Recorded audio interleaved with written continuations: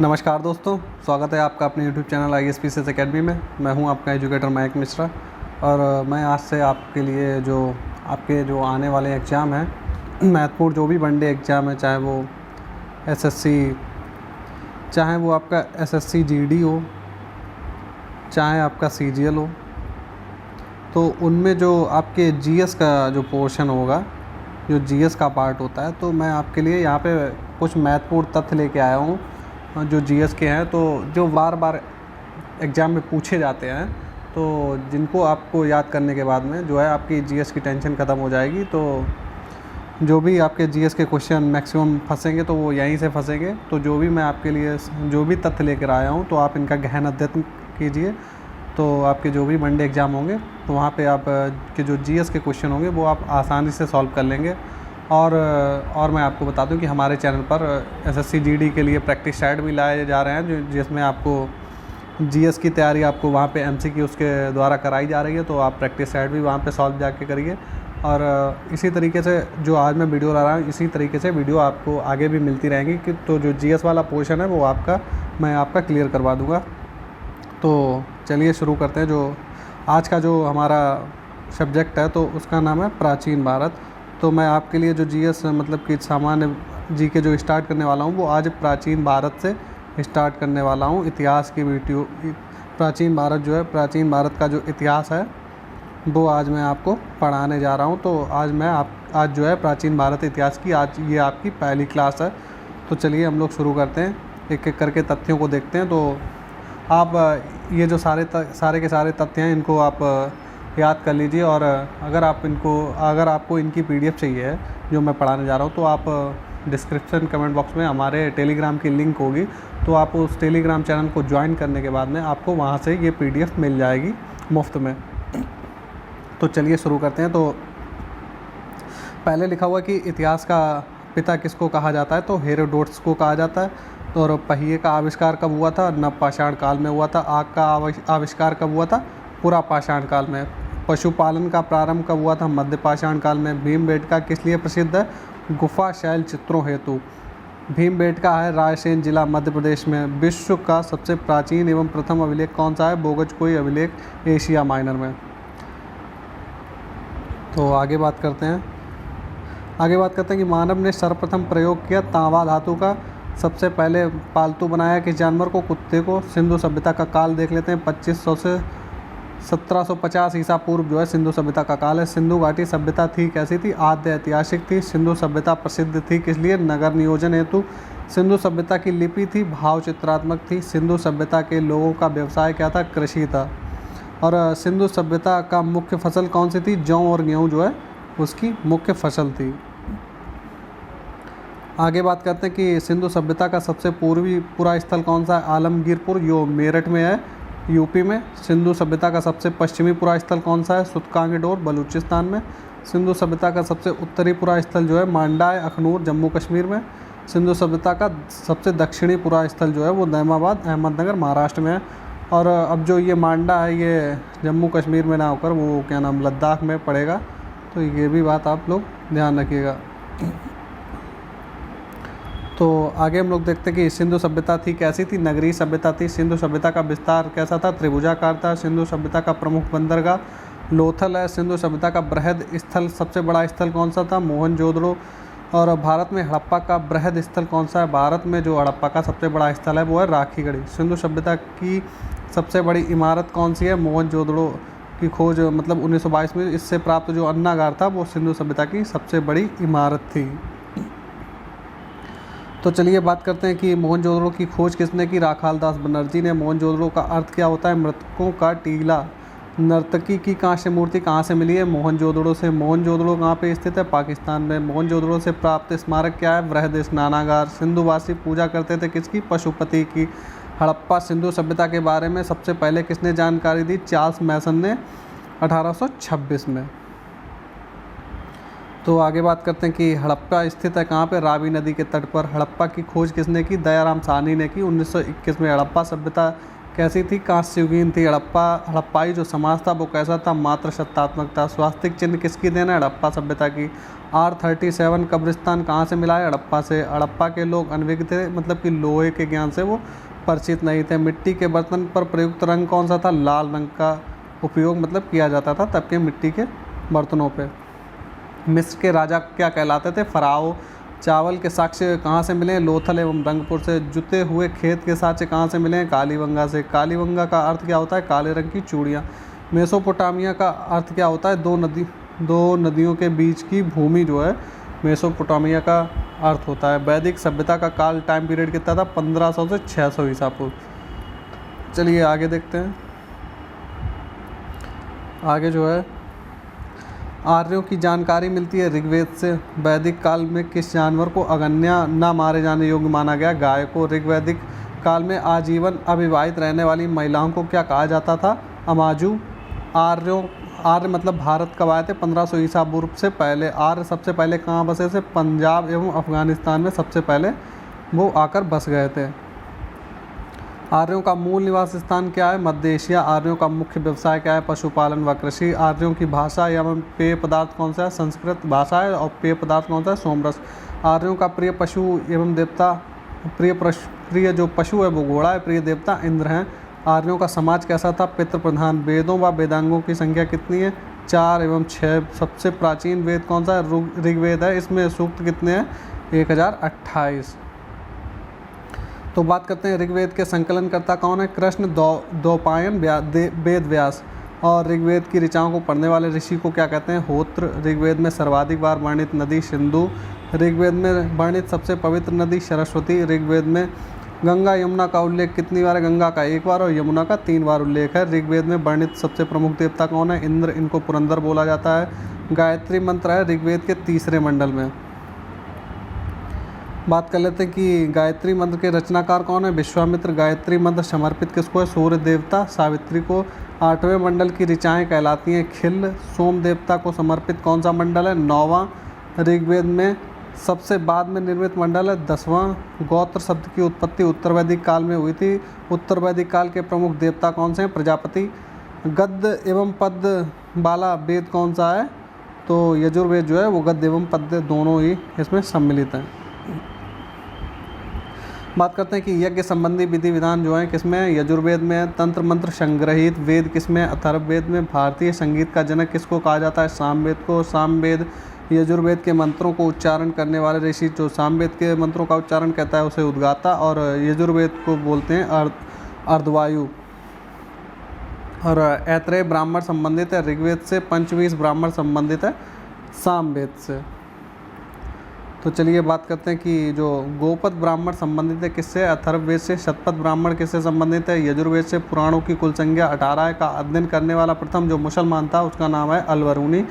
पुराणों के संकलनकर्ता लोमहर्ष एवं उग्रश्रवा। सबसे प्राचीन पुराण कौन सा है? मत्स्य पुराण। मौर्य वंश की जानकारी किससे मिलती है?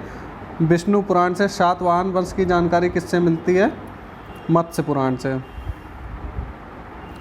तो गुप्त वंश की जानकारी किससे मिलती है? वायु पुराण से। उपनिषद विषय वस्तु है किसका? दर्शन का। दर्शनों में सर्वाधिक प्राचीन कौन सा है? सांख्य दर्शन। न्याय दर्शन और सांख्य दर्शन के प्रवर्तक, न्याय दर्शन के प्रवर्तक जो हैं गौतम, और सांख्य के हैं कपिल। योग दर्शन के प्रवर्तक पतंजलि। मीमांसा के जैमिनी। ब्राह्मण ग्रंथ संबंधित हैं कर्मकांड से। उपनिषदों की संख्या कितनी है? 108 है। प्रामाणिक कितने? 13। आगे हम लोग बात करेंगे कि जो सत्यमेव जयते कहाँ से लिया गया है? तो ये मुंडक उपनिषद से लिया गया। तमसो माँ ज्योतिर्गमय तथा ओम लिया गया है बृहदारण्यक उपनिषद से। स्मृति ग्रंथों में सबसे प्राचीन है मनुस्मृति। प्राचीन हिंदू विधि मनुस्मृति के लेखक कौन है? मनु। रामायण के रचयिता कौन है? महर्षि वाल्मीकि। रामचरितमानस की रचना किसने की? तुलसीदास ने। भारत का सबसे बड़ा महाकाव्य क्या है? महाभारत। तो आगे बात करेंगे कि जो महाभारत के रचयिता कौन है? महर्षि वेदव्यास। महाभारत का अन्य नाम क्या है? जय संहिता। महाभारत का फारसी अनुवाद क्या बोलते हैं? रजमनामा। मतलब रजमनामा के नाम से किसने किया था अनुवाद? बदायूनी ने 16वीं सदी में। रामायण का फारसी में अनुवाद किसने किया? बदायूनी ने। बुद्ध कब जन्मे थे? लुम्बिनी में 563 ईसा पूर्व में। बुद्ध के जन्म का प्रतीक क्या है? कमल एवं सांड। बुद्ध की मृत्यु कहाँ हुई थी? कुशीनगर में 483 ईस्वी में, और कुशीनगर में।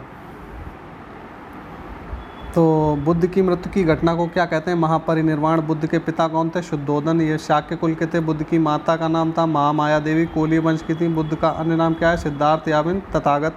बुद्ध के प्रथम गुरु जो थे अलार कलाम थे। बुद्ध के प्रिय घोड़ा एवं सारथी कौन थे? कंतक एवं चन्ना। बुद्ध के गृह त्याग की घटना को क्या बोला जाता है? महाविनिष्क्रमण। आगे बात करते हैं कि बुद्ध के गृह त्याग का प्रतीक क्या है? घोड़ा। बुद्ध के प्रथम प्रवचन कहलाया धर्मचक्र प्रवर्तन। बुद्ध को ज्ञान की प्राप्ति हुई बोध गया में, निरंजना नदी के तट पर पीपल वृक्ष के नीचे। बुद्ध ने प्रथम उपदेश कहाँ दिया? सारनाथ में। बुद्ध ने उपदेश दिया था पाली भाषा में, प्रथम उपदेश। बुद्ध ने सर्वाधिक उपदेश दिया श्रावस्ती में। बौद्ध ग्रंथ में सबसे प्राचीन ग्रंथ कौन सा है? त्रिपिटक जो है सबसे प्राचीन ग्रंथ है। त्रिपिटक ग्रंथ क्या है? बुद्ध के उपदेशों का संग्रह है। बौद्ध धर्म के त्रिरत्न क्या है? बुद्ध, धम्म एवं संघ। बौद्ध धर्म ग्रहण करने वाली प्रथम महिला कौन थी? गौतमी। बुद्ध चरित्र की रचना किसने की? अश्वघोष ने। प्रथम बौद्ध संगीति 483 ईसा पूर्व में हुई थी, अजातशत्रु के शासनकाल में, राजगृह में। द्वितीय बौद्ध संगीति कब हुई? 383 ईसा पूर्व में, कालाशोक के शासनकाल में, वैशाली में। अब बात कर लेते हैं जो तृतीय बौद्ध संगीति कब हुई? 250 ईसा पूर्व में, अशोक के शासनकाल में, पाटलिपुत्र में। चतुर्थ बौद्ध संगीति कहाँ पे हुई? प्रथम शताब्दी ईसा पूर्व में, कनिष्क के समय में, कुंडलवन कश्मीर में। प्रथम बौद्ध संगीति की अध्यक्षता किसने की? महाकश्यप ने। द्वितीय बौद्ध संगीति की अध्यक्षता किसने की? शुभकामी ने। तीसरे की अध्यक्षता मोगलीपुत्तुस ने। चौथे की करी वसुमित्र ने। तो जो बुद्ध के पूर्व जन्म पर आधारित कथा को क्या बोलते हैं? जातक कथा। बौद्ध धर्मों का पवित्र ग्रंथ क्या है? जातक। बौद्ध धर्म का पूजा स्थल कौन सा होता है? चैत्य मंडप। एशिया का ज्योतिपुंज कहा गया है बुद्ध को। जैन धर्म के संस्थापक एवं प्रथम तीर्थंकर कौन थे? ऋषभदेव। इनका अन्य नाम है आदिनाथ। जैन धर्म के वास्तविक संस्थापक कौन थे? महावीर। तो आगे देख लेते हैं हम लोग कि जो जैन धर्म के 22वें तीर्थंकर कौन थे? अरिष्टनेमी। जैन धर्म के 23वें तीर्थंकर पार्श्वनाथ। पार्श्वनाथ को ज्ञान की प्राप्ति कहाँ हुई? समेक पर्वत पर। पार्श्वनाथ की 4 शिक्षाएं हैं: सत्य, अहिंसा, अस्तेय, अपरिग्रह। 5वां महाव्रत जो है ब्रह्मचर्य किसने जोड़ा? महावीर ने। जैन धर्म के अंतिम 24वें तीर्थंकर कौन थे? महावीर। आगे बढ़ते हैं हम लोग। तो जो महावीर का जन्म जो है कुंडल ग्राम में हुआ था, वैशाली में, 599 ईसा पूर्व में। इनकी पत्नी का नाम क्या था? यशोदा। महावीर की मृत्यु कब हुई? पावापुर में, 468 ईसा पूर्व में। महावीर के बचपन का नाम वर्धमान था। महावीर किस राजघराने में पैदा हुए? क्षत्रिय में। महावीर के पिता का नाम सिद्धार्थ था, ये ज्ञात्रक कुल के थे। महावीर की माता का नाम था त्रिशला, लिच्छवी गणराज्य की थी। महावीर की पुत्री का नाम अनुज्जा या फिर प्रियदर्शनी था। आगे बात करते हैं कि महावीर स्वामी को ज्ञान की प्राप्ति कहाँ हुई? जाम्बिक ग्राम, ऋजुपालिका नदी के तट पर, शाल वृक्ष के नीचे। जैन धर्म में पूर्ण ज्ञान प्राप्त करने के लिए क्या शब्द है? कैवल्य। महावीर ने प्रथम उपदेश दिया कहाँ दिया? राजगृह में। प्रथम शिष्य या फिर अनुयायी कौन था? जमाली था, जो कि उनका दामाद था। महावीर और बुद्ध दोनों ने उपदेश दिया मगध नरेश बिंबिसार के शासनकाल में। आगे बढ़ते हैं कि जैन धर्म के त्रिरत्न हैं सम्यक दर्शन, सम्यक ज्ञान और सम्यक आचरण। जैन धर्म के 2 संप्रदाय कौन सा? श्वेतांबर व दिगंबर। श्वेतांबर संप्रदाय के संस्थापक कौन थे? स्थूलभद्र। दिगंबर के संस्थापक कौन थे? भद्रबाहु। जैन तीर्थंकर की जीवनी का उल्लेख किसमें? कल्पसूत्र में। कल्पसूत्र की रचना किसने की? भद्रबाहु ने। जैन साहित्य को आगम बोला जाता है। तो आगे बात करते हैं कि जो प्रथम जैन सभा कहाँ हुई? 300 ईसा पूर्व में हुई थी, पाटलिपुत्र में, स्थूलभद्र की अध्यक्षता में। दूसरी कब हुई? 512 ईस्वी में, बल्लभी में। और देवर्दी क्षमा श्रवण की अध्यक्षता में। आजीविक संप्रदाय का प्रवर्तक कौन था? मखली घोषाल। भागवत वैष्णव धर्म के प्रवर्तक कौन थे? कृष्ण। श्रीमद् भागवत गीता किसने लिखी है? संस्कृत में लिखी गई है। और भक्ति आंदोलन का प्रारंभ किसने किया? अलवार संतों ने किया। बात कर लेते हैं कि सूफी धर्म आंदोलन का विकास 9वीं शताब्दी में हुआ। इस्लाम धर्म के संस्थापक कौन थे? हजरत मोहम्मद साहब। इनका जन्म हुआ था 570 ईस्वी में मक्का में। हजरत मोहम्मद साहब को ज्ञान की प्राप्ति 610 में हीरा नामक गुफा में हुई थी। हिजरी संवत की शुरुआत 622 ईस्वी में हुई। मोहम्मद साहब की मृत्यु 632 ईस्वी में मदीना में हुई। उनके उत्तराधिकारी क्या कहलाए? खलीफा। तो इस्लाम धर्म का पवित्र ग्रंथ कौन सा है? कुरान। ईसाई धर्म के संस्थापक कौन है? ईसा मसीह। ईसाई धर्म का प्रमुख ग्रंथ कौन सा है? बाइबिल। ईसा मसीह का जन्म हुआ 4 ईसा पूर्व में बेथलेहम में ईसा मसीह को सूली पर कब चढ़ाया गया? 33 ईस्वी में। रोमन गवर्नर पोंटियस द्वारा पारसी धर्म के संस्थापक कौन थे? पैगंबर जरथुष्ट्र। आगे हम लोग बात करते हैं कि जो पारसियों का धार्मिक ग्रंथ है वो कौन सा है? जिंद अवेस्ता। 16 महाजनपदों की सूची कहाँ मिलती है? बौद्ध ग्रंथ अंगुत्तर निकाय एवं जैन ग्रंथ भगवती सूत्र में। अवंती और अंग की राजधानी, अवंती की राजधानी उज्जैन और अंग की राजधानी चंपा। कौशल की राजधानी श्रावस्ती। मल्ल की राजधानी कुशीनारा और वत्स की राजधानी कौशाम्बी। सूरसेन की राजधानी मथुरा।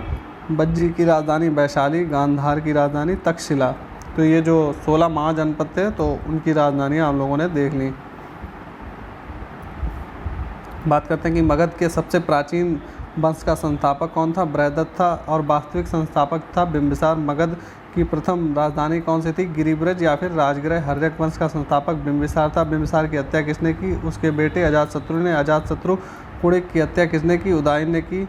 और पाटलिपुत्र की स्थापना किसने की? उदयन ने की। बात करते हैं कि जो पाटलिपुत्र बसा है कहाँ पर बसा है? गंगा सोन के संगम पर। हर्यक वंश का अंतिम राजा कौन था? नागदशक था। शिशुनाग वंश का संस्थापक कौन था? शिशुनाग। नंद वंश का संस्थापक कौन था? महापद्मानंद। नंद वंश का अंतिम शासक घनानंद। अष्टाध्यायी की रचना किसने की? पाणिनि ने की। भारत पर प्रथम आक्रमण किसने किया? ईरानियों ने। आगे बढ़ते हैं हम लोग।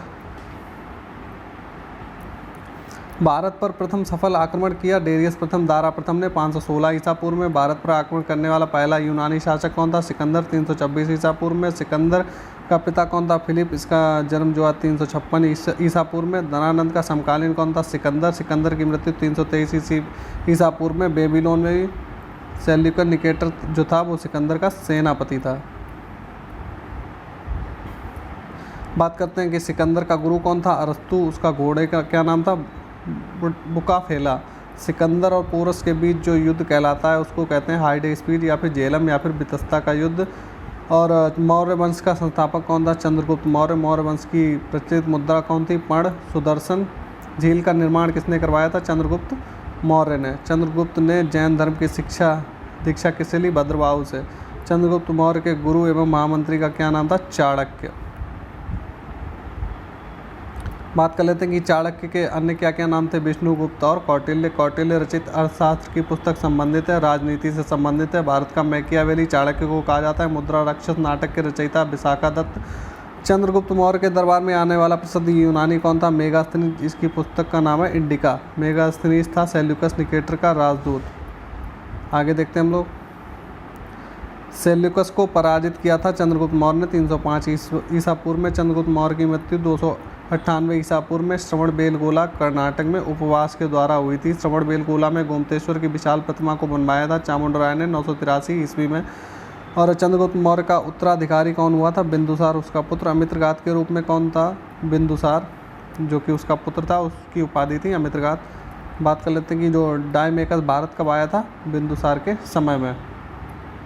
तो आज के जो प्राचीन इतिहास का जो हमारा वीडियो है उसके वीडियो में मैं आज इतनी जानकारी दूंगा। तो इसका अगला वीडियो आएगा तो प्राचीन जो भारत आपका है वो आपका मैं 2 पार्ट में कंप्लीट 2 वीडियो में आपका पूरा का पूरा जो प्राचीन भारत है मैं आपका प्राचीन भारत के जो भी इतिहास के जो भी महत्वपूर्ण तथ्य हैं जो आपके एग्ज़ाम में बार बार पूछे जाते हैं, जो आने वाले आपके वनडे एग्ज़ाम में पूछे जाएंगे, तो मैं जल्दी से जल्दी ये आपके क्विक रिवीजन टाइप का हो जाएगा कि आप इसको जल्दी से जल्दी वीडियो देखने के बाद में पूरा का पूरा मतलब कि 1 घंटे में आप प्राचीन भारत पूरा का पूरा आप ख़त्म कर सकते हैं। तो इसी तरीके से मैं और भी आपके लिए वीडियो लाता रहूँगा जो कि आपके वनडे एग्ज़ाम के लिए बहुत महत्वपूर्ण होंगे। तो अगर आप लोगों को वीडियो अच्छा लगा है तो वीडियो को प्लीज़ लाइक करिए और अपने दोस्तों के पास भी शेयर करिए और हमारे चैनल को सब्सक्राइब कर लीजिए जिससे कि आपको आने वाले समय में और भी वीडियो मिलती रहें। और ये मैंने आपको तथ्यों की जानकारी दी है। अगर मतलब कि आपको जो है मतलब कि पूरा सब्जेक्टिव ये जानकारी हो गई, मतलब कि आपको सब्जेक्टिव पढ़नी है, मतलब कि डिटेल में आपको क्लास चाहिए तो मैं उसके लिए अलग से क्लास लेता हूँ। अभी उसके लिए पॉलिटी की क्लास चल रही है, तो आने वाले समय में और भी सब्जेक्ट की मैं क्लास लेके आऊँगा जिसमें आपको विस्तार से सारे के सारे सब्जेक्ट को मैं समझाऊँगा। तो जो आपका आने वाला है SSC GD के लिए तो उसके तथ्य उसको लेकर के मैं ये वीडियो बना रहा हूँ कि जो भी आपके SSC के एग्ज़ाम आने वाले हैं जिसमें आपको सिर्फ वनडे एग्ज़ाम होते हैं, वहाँ पे आपको सिर्फ ऑप्शन भरने होते हैं। तो उस चक्कर में मैं आपके लिए इस तरीके के वीडियो और भी लेके आऊँगा जिससे आपकी जो GS है वो सारी की सारी कवर हो जाए। तो इसी तरीके से आप वीडियो हमारे साथ बने रहिए, हमारे चैनल पर बने रहिए। तो इसी जैसे आपको वीडियो और भी उपलब्ध होते रहेंगे। और जो MCQs आपको प्रैक्टिस करवाई जा रही है इमरान सर के द्वारा और कुमार सर के द्वारा, तो आप वो भी ज्वाइन कर लीजिए। तो आपके जो भी एग्ज़ाम में जो GS का पोर्शन होगा वो ये मेरे वीडियो देख लें और वहाँ पे आप प्रैक्टिस कर लीजिए। तो आपका GS का पूरा पोर्शन कवर हो जाएगा, आपको किसी भी बुक की ज़रूरत नहीं पड़ने वाली है। तो चलिए मिलते हैं नेक्स्ट वीडियो में, तब तक आप आराम से वीडियो देखिए।